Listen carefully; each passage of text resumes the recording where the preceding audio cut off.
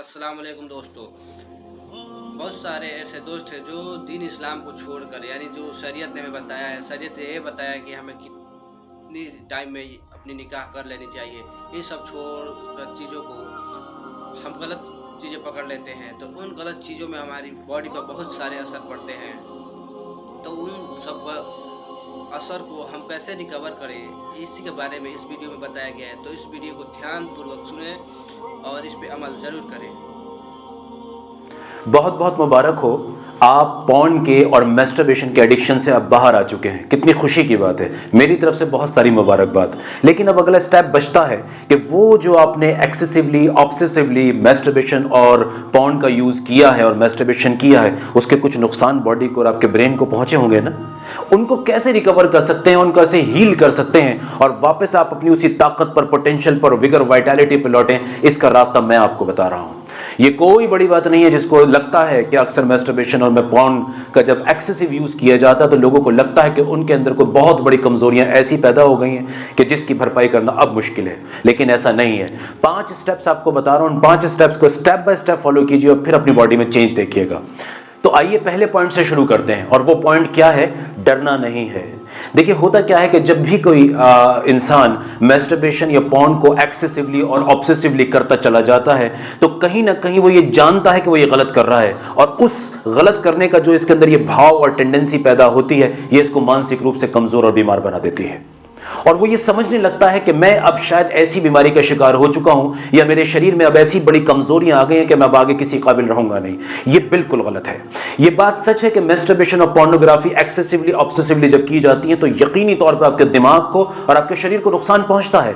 पर वो नुकसान ऐसा नहीं होता कि जिसको रिवर्स ना किया जा सके या जिसको परमानेंटली खत्म ना किया जा सके। वो नुकसान ऐसा नहीं होता। मैं अपने 10 साल, 12 साल, 15 साल के तजुर्बे से आपको यह बात बता रहा हूं कि सेक्स की बीमारियों में ये जो डर है कि शायद मैं बेकार हो गया हूं, शायद मैं अब अपनी बीवी के काबिल नहीं रहा हूं, शायद या मैं अब आने वाले वक्त में अच्छा मर्द साबित नहीं हो पाऊंगा, शायद मेरी सेक्सुअल स्ट्रेंथ अच्छी नहीं होगी, इन बातों से ज्यादा नुकसान पहुंचता है बनिस्बत इसके जितना शरीर में बीमारी होती है।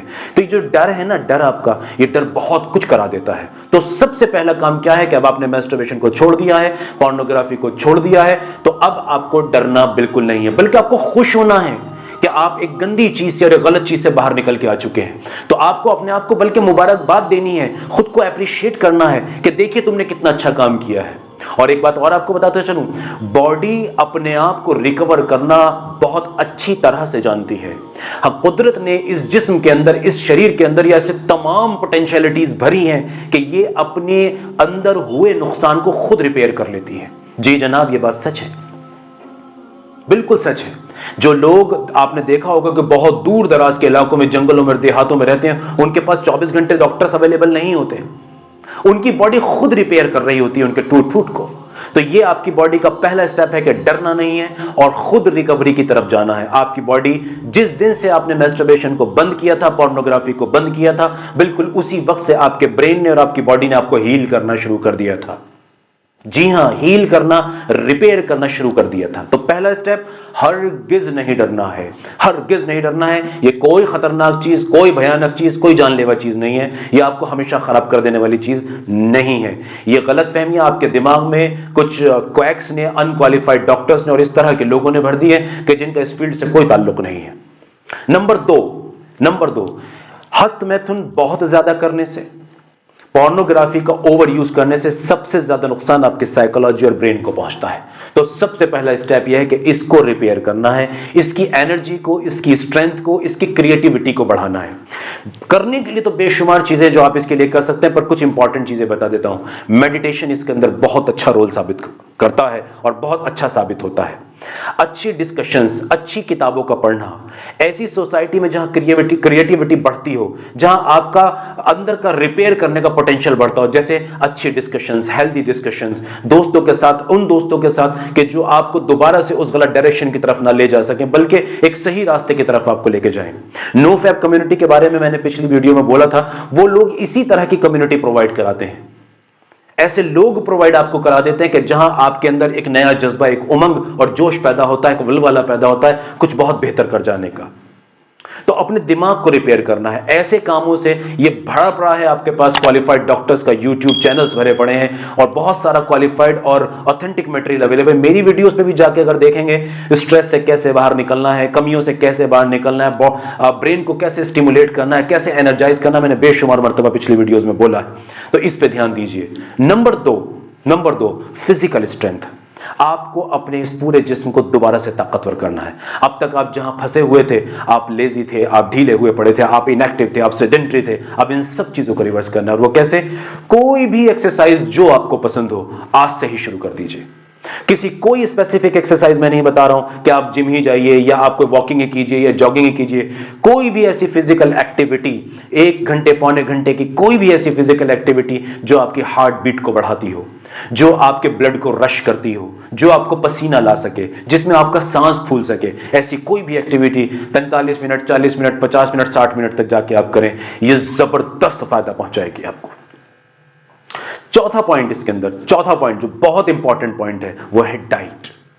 देखिए, जब हम किसी भी चीज को ऑब्सेसिवली करते हैं अपनी जिंदगी में, ये मैस्टरबेशन और पॉर्न के साथ ही नहीं है, कोई भी काम ऐसा कि जिसमें आप दीवाने, मजनून और पागलों की तरह हो जिस काम को करते हैं, उससे आपकी बॉडी के अंदर से वाइटल न्यूट्रिएंट्स की कमी होने लगती है, क्योंकि आपका ब्रेन और आपकी बॉडी दोनों उलझ जाते हैं उस काम को करने में, थक जाते हैं उस काम को करने में, तो अलग अलग तरह के लक्षण आपकी बॉडी में पैदा होते हैं। इसीलिए आपने सुना होगा कि जो लोग भी ऑब्सेसिवली और एक्सेसिवली मैस्टरबेशन, हस्त मैथुन और पॉर्न के शिकार रहते हैं, वो अक्सर आपको सरदर्द की शिकायत, शरीर में कमजोरी की शिकायत, भूल जाने की, जिसे हम कहते हैं ना कि मेमोरी का कमजोर होना, कमर में दर्द की, पिंडलियों में दर्द की, स्किन का डल हो जाना, आई साइट का वीक हो जाना, भूख का ना लगना, ये सारी और इससे भी बहुत ज्यादा नींद का ना आना, बेचैन रहना, घबराहट का होना, ये शिकायतें करते नजर आएंगे।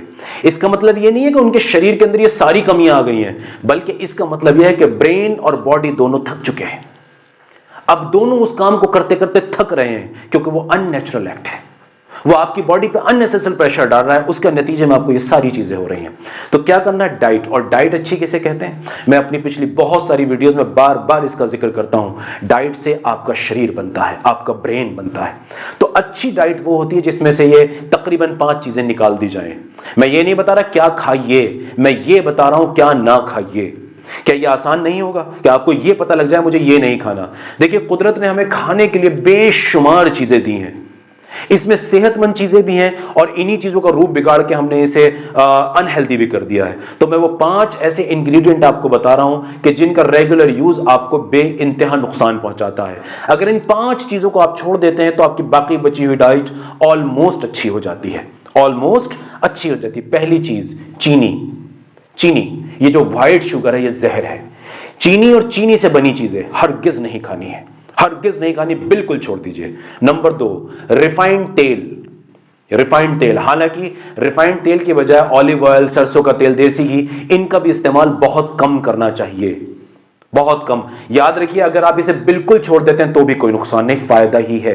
लेकिन हम लोग पूरी तरह से इसके आदी हो गए हैं सदियों से, तो किसी भी इस तरह की आदत को छोड़ पाना थोड़ा मुश्किल होता है। पर कम से कम हम रिफाइंड तेल जो बाजारों में अवेलेबल है, इनको तो छोड़ सकते हैं।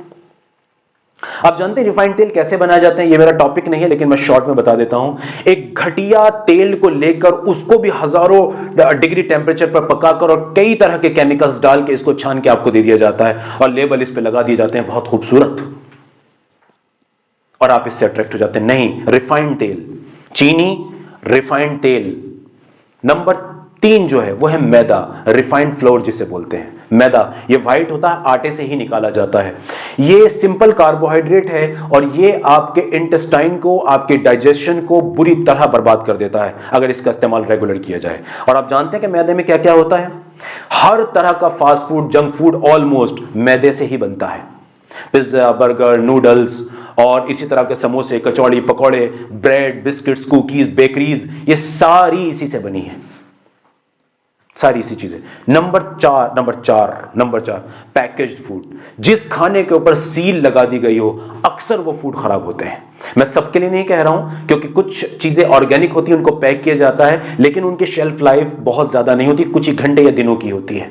तो वो पैकेट के जिसको सील कर दिया और जिसकी शेल्फ लाइफ बढ़ा दी गई हो, एक नेचुरल खाने की चीज को मैं एक एग्जांपल आपको देता हूं कि मान लीजिए आप पनीर लेके आते हैं। पनीर जब ताजा इस्तेमाल किया जाता है तो उसके रिजल्ट्स कुछ और होते हैं, और इसी पनीर को जब पैक कर दिया जाता है और 6 महीने और साल भर इसकी शेल्फ लाइफ को बढ़ा दिया जाता है तो यकीनी तौर पे इसके अंदर कुछ केमिकल ऐड कर दिए गए हैं। अब ये उस पैकेट के अंदर पड़ा पड़ा कोई और रूप इख्तियार कर लेता है। तो पैकेज फूड आपने नहीं लेना है। और एक और पॉइंट आपको बता देता हूं चलते चलते, 5वां पॉइंट, अपनी कैलोरीज को पीने की आदत छोड़िए। थोड़ा सी अजीब लाइन है, बता रहा हूं। आप जो दिन भर में खाना खा रहे हैं उसके अंदर अपनी कैलोरीज को कॉम्प्लेक्स फूड से लें। मैं थोड़ा सा, ये डिटेल टॉपिक है, मैं इस पे एक नेक्स्ट वीडियो कभी करूंगा आपके साथ बहुत डिटेल में, लेकिन मैं यहां बहुत शॉर्ट में बताता हूं। हमेशा ऐसे खाने खाइए जिसके अंदर अलग अलग तरह के न्यूट्रिएंट मिक्स हों। जैसे मैं एक एग्जांपल देता हूं, आपने कई सारी सब्जियों को आपस में मिलाकर उसको बॉयल करके उसमें कुछ अच्छे मसाले डाल के उसका इस्तेमाल किया, या आपने मल्टीपल फ्रूट्स को इकट्ठा करके उसकी सैलेड बना के आपने खाई, या आप अपना खाना ऐसा चुना जिसके अंदर सब्जी भी है, थोड़ा अमाउंट उसके अंदर दही का भी है, थोड़ा अमाउंट उसके अंदर कच्ची सब्जियों का भी है, उसके अंदर कॉम्प्लेक्स कार्बोहाइड्रेट वाली रोटी है, या ब्राउन राइस है, फाइबरस राइस है जो आजकल अवेलेबल है मार्केट में। यानी कि अपनी प्लेट को, आप जो सर्विंग ले रहे हैं एक दिन में खाने की, उस प्लेट को खूबसूरत बनाएं, उसमें थोड़ा थोड़ा अमाउंट सारी चीजों का ऐड करें। ये एक कॉम्प्लेक्स डाइट है, इससे बहुत बड़ा फायदा पहुंचता है बनिस्बत इसके कि आपने सिर्फ दाल उठाई और रोटी, बस अब उसके साथ आपने सारा खाना खा लिया। नहीं, इसे सजाइए अलग अलग चीजों से। इससे आपका न्यूट्रिशन बढ़ता है, आपके अंदर वाइटैलिटी बढ़ती है, आपके अंदर विगर बढ़ता है, और आपकी बॉडी की रिपेयर करने की ताकत बढ़ जाती है। मेरा 5वां पॉइंट है, लास्ट पॉइंट इस पॉइंट में, कि किसी क्वालिफाइड सेक्सोलॉजिस्ट से मिलिए।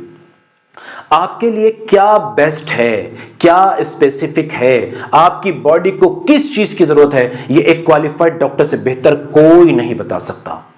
जब आप अपने क्वालिफाइड डॉक्टर से ऑनलाइन या ऑफलाइन कंसल्ट करते हैं तो वो आपकी बॉडी को समझ जाता है, आपके ब्रेन को समझ जाता है, आपके अंदर हुए डैमेजेस को समझ जाता है, उसके लिए बिल्कुल स्पेसिफिक आपके लिए दवाइयां या डाइट या अदर पैरामीटर्स वो डिसाइड करता है और आपको बताता है, जिससे रिकवरी 200 गुना तेज हो जाती है और बहुत शॉर्ट पीरियड में आप बिल्कुल हेल्दी हो जाते हैं।